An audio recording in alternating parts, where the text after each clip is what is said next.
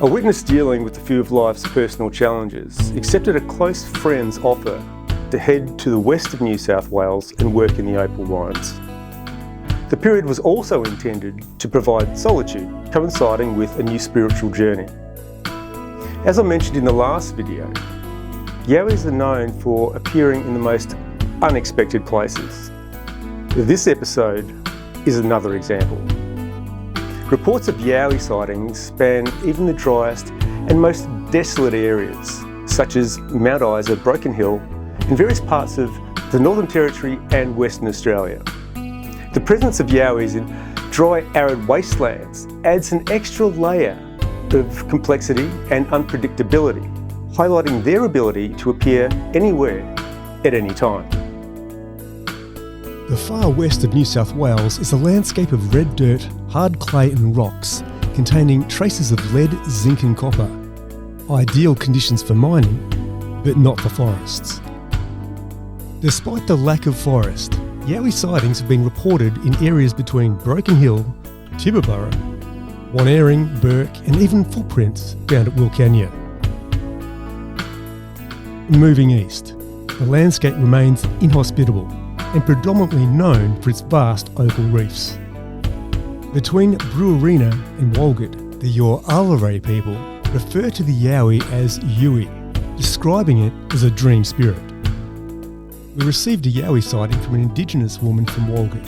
She states, "There was a noise and it sounded like a dog in the rubbish, but it looked like a small boy with a lot of hair all over him, and he was searching in the drum and throwing rubbish all over the backyard. The small hairy boy was rolling around on the grass and scratching his back exactly like a dog. But evidently, that was no dog." And now from here, we whiz over to the man who put the P in the name Paul Cropper. Hang around to the end. You're in for a gem of a story. And for the people in the first 4 rows, you will get wet. As I say, welcome to lightning.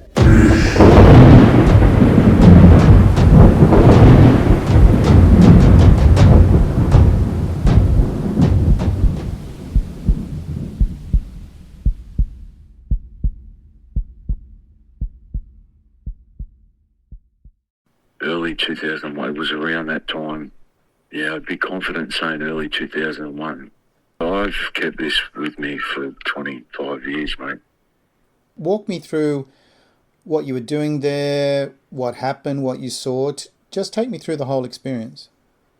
A couple of years prior, I had met a guy that was known as Greg. Greg set up camp in the ridge. At that point in time, Greg says to me, "Come out the ridge, start opal mining with me. I've got this busted ass car. I don't have $1 to my name. I had enough money to pay for fuel to get out to Lightning Ridge itself. This old Sigma station wagon, good old girl. I had 2 boxes of beer. Obviously, I loved the beer at the time.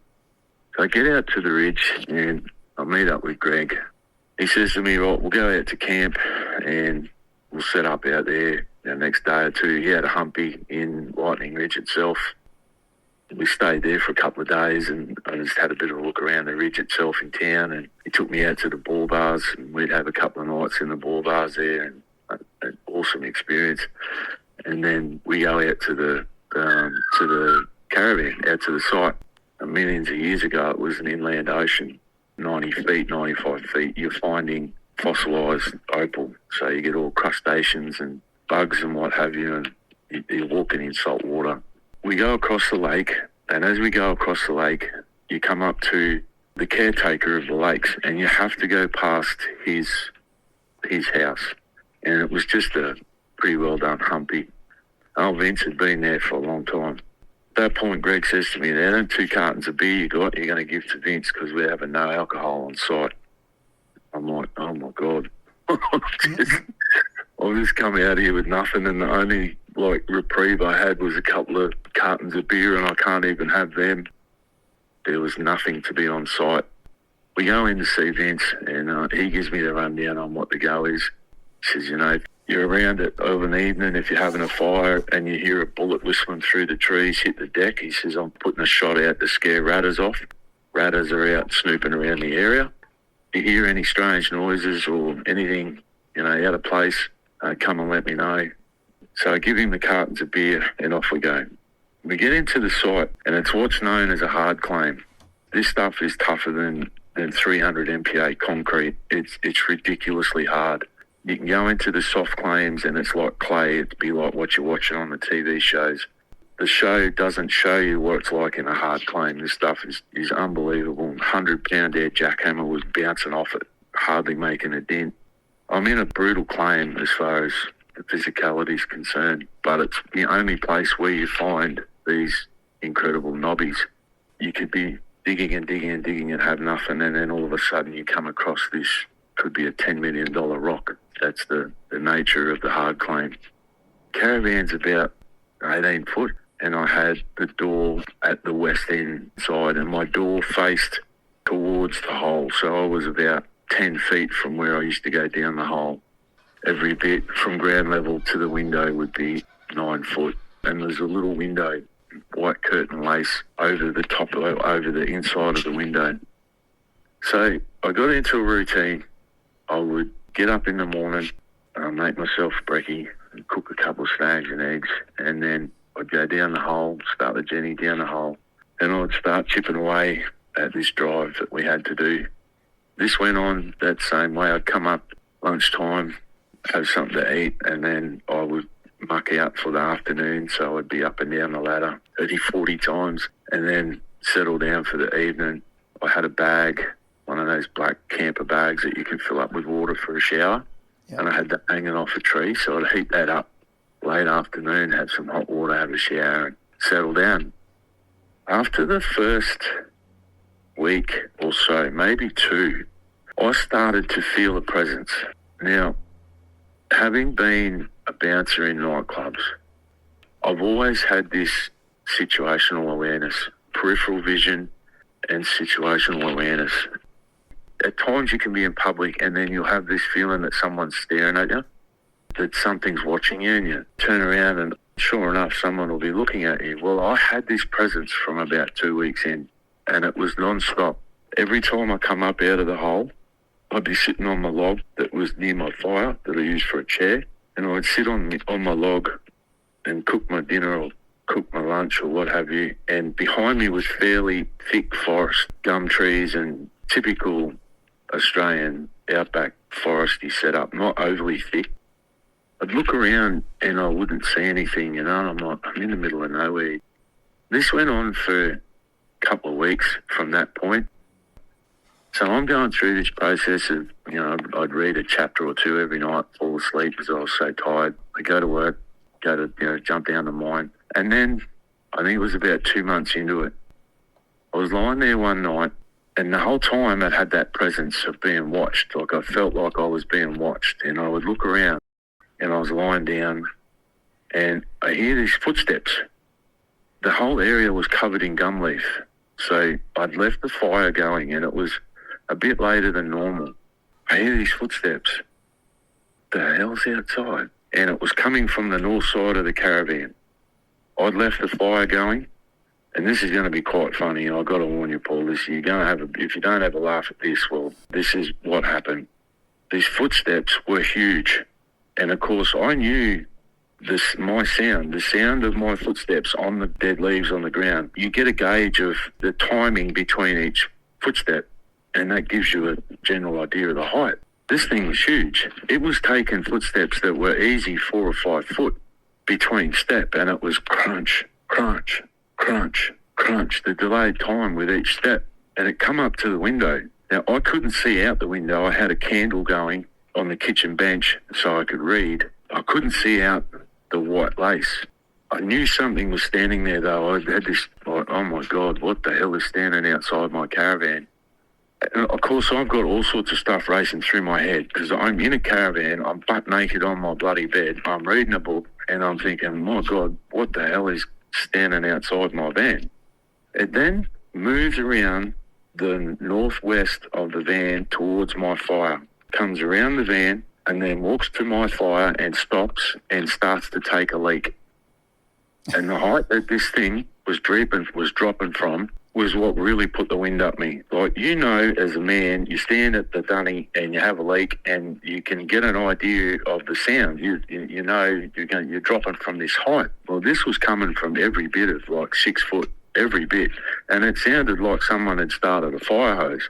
And at that point, I'm like, bugger this, I've got to walk outside. I get up, I open the door, and there he was, not 6 feet from me, peeing on my fire, looking at me with this half sort of grin on its face. I'm butt naked. He's standing there as an entity doing what he's doing, and we're looking at each other in disbelief. I've got no words. What the hell do I say to this, other than I was thinking, I'm so sorry, I should have put that fire out. He turns and walks off. What did this thing look like? I mean, as you're looking at it, he's 6 foot. 9 foot, hairy, the typical face covered in hair, body covered in hair, arms covered in hair, incredible structure, muscly as muscle as I've ever seen, would rip you in half in a heartbeat. Huge feet, huge arms, huge hands. He was monstrous. This thing was monstrous. Truly standing there before me like, my God, what have I just witnessed? And put my fire out. Now, my fire was every bit 2 foot diameter, and it was like still going well. It still had red coals, and it had enough to come out of it to smoulder my fire. It had a face too, you could see. Yeah, absolutely. It was looking at me with half a grin, and it was more the telepathic side of it. I swear we were talking to each other, as my first thought was, my God, so sorry, this is careless. I should have put that fire out. And he just turned and walked off. No threat, no intimidation, nothing at all in any way. It was more, he'd been watching me for months. There's no question of it. When you said it had a face and it was grinning, I mean, did you get a sense of face like a human face or a non-human face or a monkey face? What sort of face were you looking at? That's a great question. Facial features, but covered in hair. Human facial features, but covered in hair. Just huge. The hair on it, was it short hair, long hair? Relatively long. Around, man, it's going back a while, God. Maybe 4 to 6. Safe to say around the 4 to 6 inch mark. And was there a colour that you got a sense of? Brown, a really deep brown. And was the hair the same, like it was all over the same kind of, like, or was it lighter in some parts? Or, I mean, not the colour, but I mean the density of the hair. The density was consistent all over it, or whatever the hell he was. Was this a lean thing, or was it like a rugby player, kind of solid at the top, or, you know, was it a V shape? Legs on him like tree trunks, a chest and arms on him like bodybuilders. He was immensely powerful.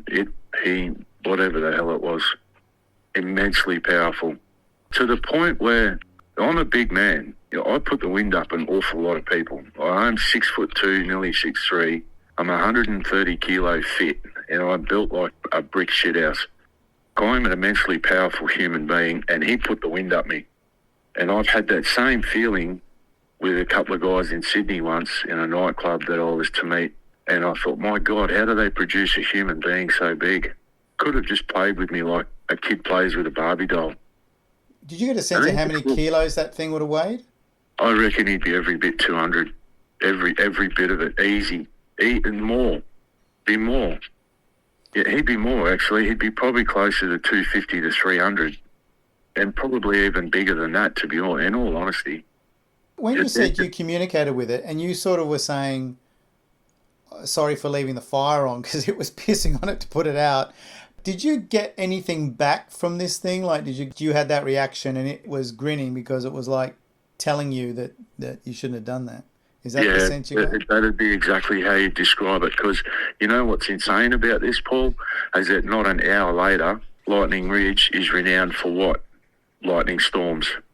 And not an hour later, the wind blew up like you would not believe, and it's absolutely pouring down rain and lightning everywhere.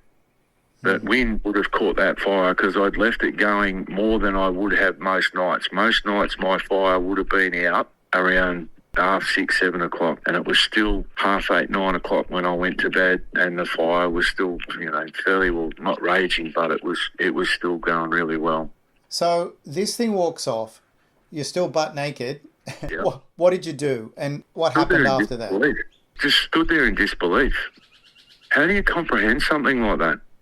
There's always the sense in a lot of the Indigenous things, they say, oh, Yowie will speak to you if it considers that you're doing something disrespectful, maybe anti-environmental, or just something inappropriate. And if that Yowie, it was, the Yowie you saw, it was interesting that it sort of seemed to be saying to you, well, you should have put your fire out earlier and I'll help you with that. That's exactly what it was. I've been around for a lot of years and I thought I'd heard it all. Every so often, one pops up that surprises me. The original recording is nearly an hour of the life's events and a backstory leading into this encounter, and I believe it to be very authentic. Unlike the story of old fire hands in Woy, this had a more unconventional way to put the fire out, with a fire hose. And I think the striking aspect of all this was the strong winds that arrived a short time later, which could have caused a fire to spread. The thing wasn't just the local fire chief, it was also the weatherman. And the strong feelings of being watched, that's nothing new, we hear that a lot.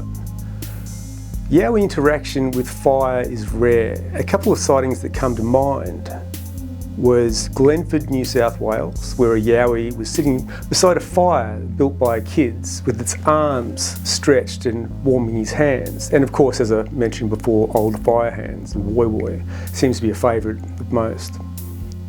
So just when we thought we've heard it all, a report like this comes along and surprises us. But we should all know by now to expect the unexpected. Thanks for listening.